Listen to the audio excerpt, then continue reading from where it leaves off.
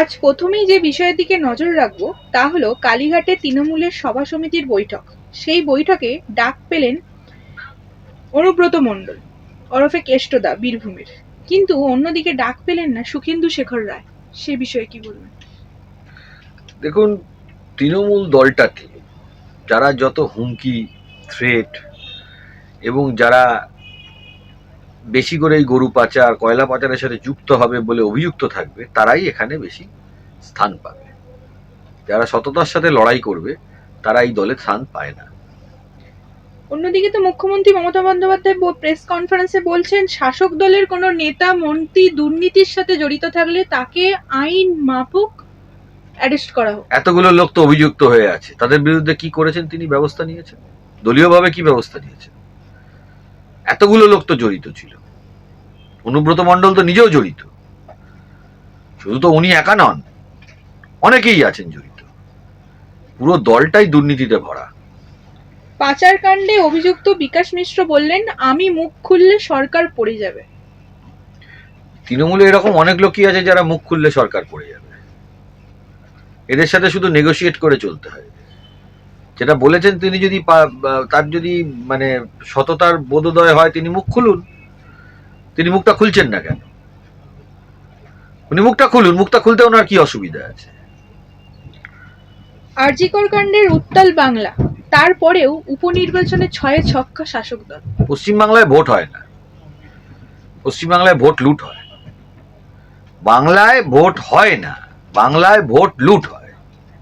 সব লুট, আপনার চাকরি লুট, কর্মচারীদের ডিএ লুট, যারা সরকারি কর্মচারী, পুলিশ তাদেরও ডিএ লুট, গরু পাচার, কয়লা পাচার, ভোট লুট, এইটাই তো বাংলায় চলছে। এর বাইরে কি চলছে?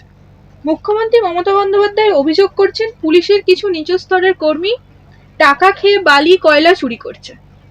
বিষয়টা আপনি কিভাবে দেখবেন? আমি বিষয়টা এইভাবে দেখছি যে মুখ্যমন্ত্রী তিনি নিজে পুলিশ দপ্তরকে হুমকি দিচ্ছেন।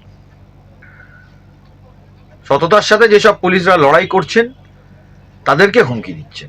আরজিকর কাণ্ডের ঘটনা হওয়ার পরে পুলিশের বিরুদ্ধে অভিযোগ উঠেছে যে তারা এভিডেন্স ডেস্ট্রয় করেছে। একই সাথে আজকে আমরা খবর সূত্রে জানতে পারলাম গুড়াপে এক নাবালিকাকে খুন এবং ধর্ষণের অভিযোগ উঠেছে, একই সাথে প্রমাণ লোপাটেরও অভিযোগ উঠেছে। আরজিকর কাণ্ডের 100 দিনের পরেও এই ঘটনা বারংবার ঘটে চলেছে। পশ্চিমবাংলায় তৃণমূল কংগ্রেস নামক দলটি এই জিনিসটাকে কালচারে পরিণত করেছে। তদন্ত যদি সঠিক হয়, আপনি দেখবেন তৃণমূলেরই 90% লোক জড়িত। কারণ দলটাই তো গুন্ডারা চালাচ্ছে। 95% এখানে গুন্ডা। সৎ মানুষের এখানে কোনো দামও নেই, প্রয়োজনীয়তাও নেই। গায়ের জোরে দখল করে, মার্ডার করে, হুমকি দিয়ে 2021 সালে নির্বাচনের পরে বিরোধীদের মারাটার কি দরকার ছিল? আপনি তো জিতে গেছিলেন ভোটে। সম্মান জিনিসটাই এমন, যখন আপনি ক্ষমতায় থাকবেন তখন মানুষ আপনাকে ক্ষমতার জোরে সম্মান করবে। ক্ষমতা যেদিন চলে যাবে সেদিন যদি আপনাকে মানুষ সম্মান করে, ফর এক্সাম্পল বিধান রায় নেই, মানুষ সম্মান করে, সেটাই প্রকৃত সম্মান। আমাদের পাশের রাজ্য উড়িষ্যা, নবীন পট্টনায়ক তিনি কিন্তু নির্বাচনে পরাজিত হয়েছে, গোটা উড়িষ্যাবাসী তাকে সম্মান করে। আপনার সম্মান তখনই হবে যখন আপনি ক্ষমতায় থাকবেন না, অথচ মানুষ আপনাকে সম্মান করছে। গায়ের জোরে হুমকি দেখিয়ে সেটা করলে হয় না, বা ক্ষমতায় থেকে নিজের আস্ফলন ফলালে সেটাকে হামবড়াই বলা হয়। বেলডাঙ্গা কাণ্ডে রিপোর্ট তলব করছে হাইকোর্ট।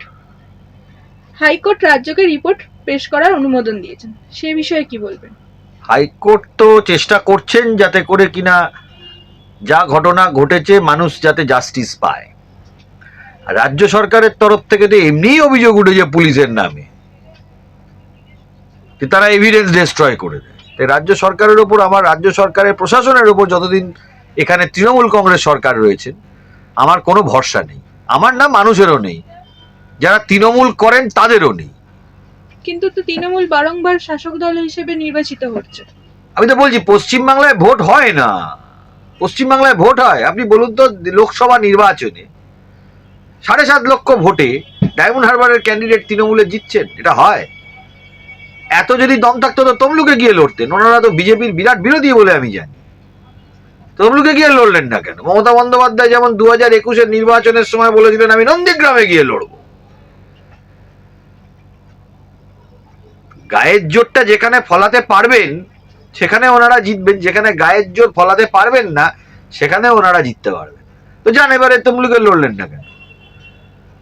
বিজেপিকে হারানোর জন্য 2024 সালে ডায়মন্ড হারবারের যিনি প্রার্থী ছিলেন তৃণমূলে, তিনি তমলুকে গিয়ে লড়লেন না কেন?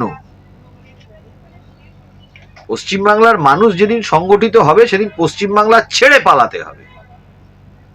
যারা শাসক দলের লোকজন রয়েছেন তাদের কথা বলছি। অকারণ মানুষকে অত্যাচার করবেন।